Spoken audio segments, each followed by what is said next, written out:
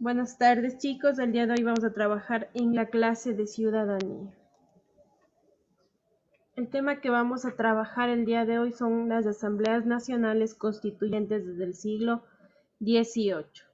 Entonces, nosotros actualmente conocemos ya, ¿no es cierto?, este término de asambleas nacionales constituyentes. ¿Para qué servirán estas asambleas nacionales constituyentes? Voy a hacer una pregunta. Bueno, chicos, una vez que está hecha esta aclaración, vamos a continuar. Nos dice aquí, en Francia, de 1789, la crisis económica derivada de las sequías y malas cosechas había exacerbado la miseria de la población. Los nobles pugnaban por el cobro de más impuestos al pueblo para mantener su estatus económico mientras el rey buscaba soluciones. Entonces, la primera diapositiva que nos da a conocer que una parte de cómo estaba la economía, cómo se estaba llevando la vida en este año, ¿en dónde? En Francia, ¿no? Vamos a la siguiente, nos dice, el rey Luis XVI convocó a una reunión a los 3 estados generales, integrados por el clero, la nobleza y la burguesía, para hacer reformas fiscales que acabasen con los privilegios de la nobleza y para que así los impuestos los pagasen todos. Esto recibió una total oposición del clero y la nobleza, mientras la burguesía, que representaba a las clases medias y al pueblo, pugnaba por cambios. Además, su número duplicaba a los representantes de los otros 2 estados. Bueno, chicos, ustedes saben que anteriormente, cuando estaba aquí lo que estamos viendo, la nobleza, el clero, sí, estábamos en una monarquía. Eso parece que ya hablamos con ustedes acerca de las monarquías. En la monarquía, ¿no es cierto?, se establecía o gobernaba un rey, y nosotros sabemos que el rey es quien tenía todos los poderes, ¿no es cierto?, toda bajo su poder. Entonces, aquí nos habla de unos impuestos y de cómo estaba la corrupción. Estos impuestos nos dice que lo que quería la burguesía era ya una clase social nueva, ¿no es cierto?, que tenía en sus manos, ¿qué? El dinero. Entonces, la burguesía era un sector que crecía mediante la economía. Entonces, ellos y prácticamente el pueblo y los comerciantes eran quienes pagaban impuestos, mientras que los sectores privilegiados, la nobleza, el clero, no pagaban impuestos. Entonces, ¿qué era lo que querían estos sectores que no eran privilegiados, la burguesía y el pueblo? Quería que todo sea equitativo y que todos paguen impuestos. Entonces, en cuanto a eso, no estaba de acuerdo ni el clero ni la nobleza, ¿no es cierto? Entonces, eso vamos teniendo en claro igual. En la siguiente nos dice, a la reunión de los estados se le llamó Asamblea Nacional. Era una instancia de poder político integrada por los representantes de la sociedad francesa, organizada en 3 estados, donde cada uno tenía un voto. Entonces, chicos, bueno, lo que ahora estamos viendo, ustedes pueden observar en la foto, estamos viendo acerca de la Revolución Francesa, ¿no es cierto? Es por eso que vimos un antecedente. ¿El antecedente cuál era? El descontento que tenía el pueblo y la burguesía, que era una clase social que estaba naciendo. ¿Por qué? Por los impuestos que les cobraban solamente a ellos y no a todos. Entonces, debido a esto, surge ya esta Revolución Francesa. Y esta Revolución Francesa da como resultado la creación de estados o de repúblicas. Y en estos estados o repúblicas se establecen estas asambleas nacionales. ¿Para qué servían? Aquí nos dice, ¿no es cierto? Estaba integrada por los representantes de la sociedad francesa, organizados en 3 estados. Entonces, esta Asamblea Nacional ya se está organizando, ¿no es cierto? Que era un grupo de personas que tenían un voto, dice, ¿no es cierto? Nosotros sabemos o ya conocemos que el voto es una señal o representa la democracia, ¿no es cierto? Muy bien, entonces vamos continuando. Siempre hay que enlazar este tipo de cosas. La ciudadanía igual tiene que ver mucho con lo que es historia, ¿no es cierto? El número de representantes de cada estado variaba, siendo la burguesía la que tenía más participantes. Entonces vamos viendo cómo esta nueva clase social que es la burguesía fue ganando más espacios, ¿no es cierto? Más poder. Entonces, sigamos. El clero y la nobleza se oponían a toda forma, a toda reforma, perdón, mientras que la burguesía, que representaba a las clases medias y populares, pugnaba por las reformas y por la democratización del poder. Entonces, como yo les decía antes, todas las injusticias que se vivían anteriormente en la monarquía eh, estaban en contra de lo que es la democracia, ¿no es cierto? Y por lo cual luchaban estas clases que eran oprimidas, que era la burguesía y el pueblo, eh, luchaban en contra de esta opresión, ¿sí? En cambio, el clero y la nobleza se oponían a que se den reformas, a que se democratice el poder, como dice aquí, ¿no? El clero y la nobleza se oponían, en cambio las clases medias y populares y la burguesía estaban de acuerdo con estas reformas. ¿Para qué iban a servir las reformas? Para la democratización del poder, que quiere decir ellos querían llegar a una igualdad, ¿no es cierto? Y vamos a continuar. Ahora vemos ya en esta imagen lo que prácticamente representa una asamblea, ¿no es cierto? Una asamblea es un grupo de personas que está representando, por ejemplo, hablemos de nuestro país.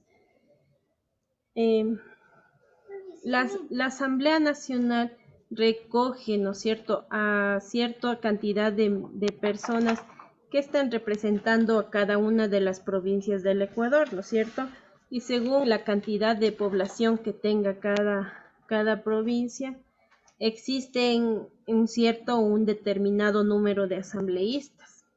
Vamos a conocer ahorita lo que es el Parlamento. Nos dice, en el estado absolutista medieval, el poder recaía en una persona que era el rey, y la concentración del poder hacía imposible que otras clases con poder económico tuvieran la opción de participar en el poder político y social. Entonces, esta es otra causa para que aparezcan también, por ejemplo, las repúblicas o se cambie ya de forma de gobierno, ¿no es cierto? En la monarquía había una sola persona quien abarcaba todo el poder, tenía un poder absoluto, que era el rey. ¿Sí? Y nos dice aquí que estas clases sociales, había unas clases sociales que tenían el poder económico, pero el poder político no lo tenían. Entonces, esta era también una de las causas para que se dé este gran cambio que se dio, ¿no? Aquí nos dice, pero si se mira hacia atrás, hacia los modelos de gobierno democrático en la Grecia y Roma antiguas, vemos que sus asambleas parlamentarias estaban integradas por ciudadanos que decidían sobre la vida del país. Entonces aquí ya está haciendo una comparación, porque de la misma forma como hubieron monarquías, también hubieron ya unos inicios de la república, ¿no es cierto? Donde ya se vio un parlamento, y el parlamento o las asambleas parlamentarias son iguales o se asemejan al mismo concepto o al mismo trabajo que realizan las asambleas constituyentes. Sí, donde aquí nos dice, se decide sobre la vida del país, ¿no es cierto? Es ahí donde toman las decisiones de las leyes que se pueden dar o que no se pueden dar para el beneficio de toda la población. Entonces vamos a la siguiente, nos dice, la asamblea es la reunión de los representantes de un colectivo para tomar decisiones en conjunto. El poder ya no recae en una persona, sino que se diversifica. Cuando esta asamblea tiene como fin político orientar los destinos de un país, se denomina Asamblea Nacional. y tiene por objetivo dictar leyes que regulen la vida de la sociedad entre las personas y entre ellas y sus gobernantes.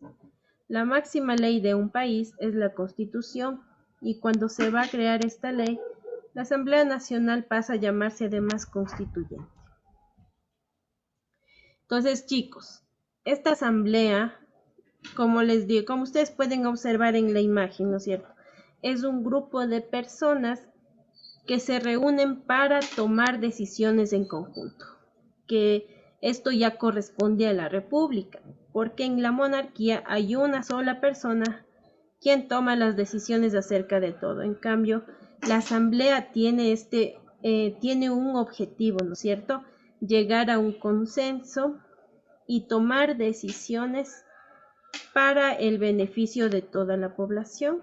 Aquí nos dice, por ejemplo, que hay también, aquí nos da también una diferencia, ¿no es cierto?, entre Asamblea Nacional y Asamblea Constituyente, y nos dice que la Asamblea Nacional tiene como fin político orientar el destino de un país.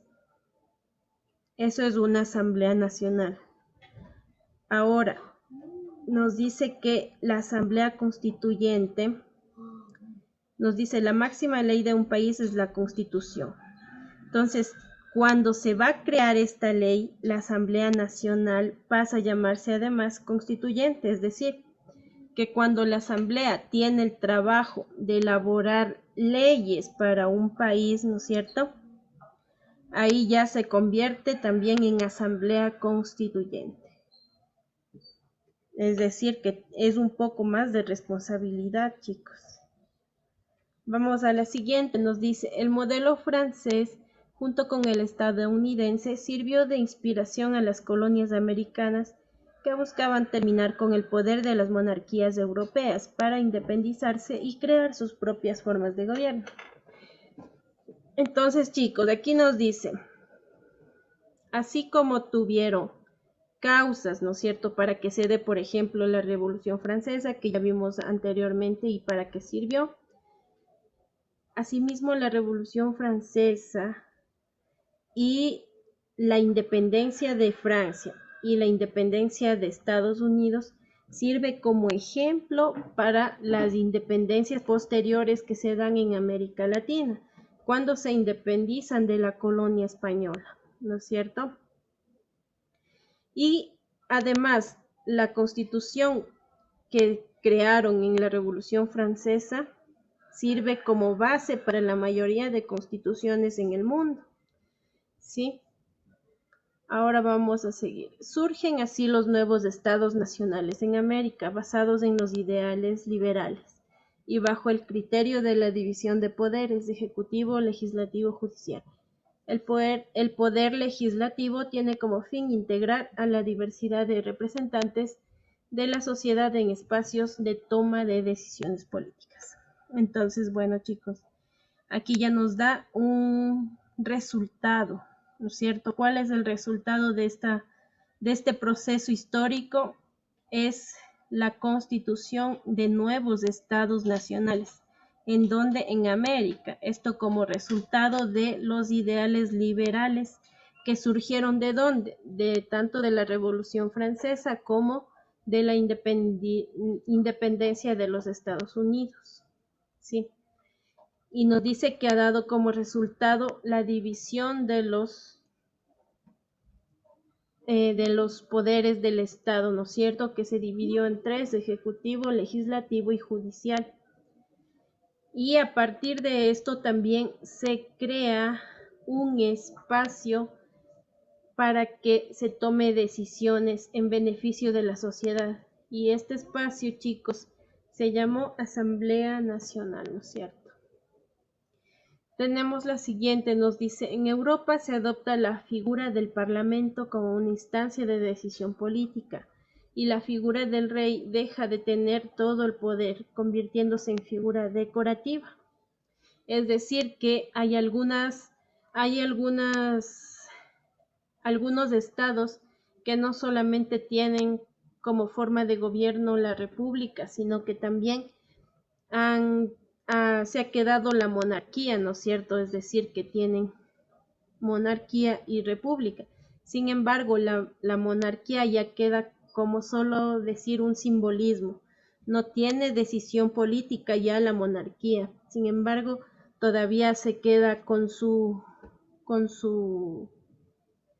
importancia que tenía anteriormente, ¿no es cierto? Sin embargo, ya deja de tener el poder político que tenía anteriormente.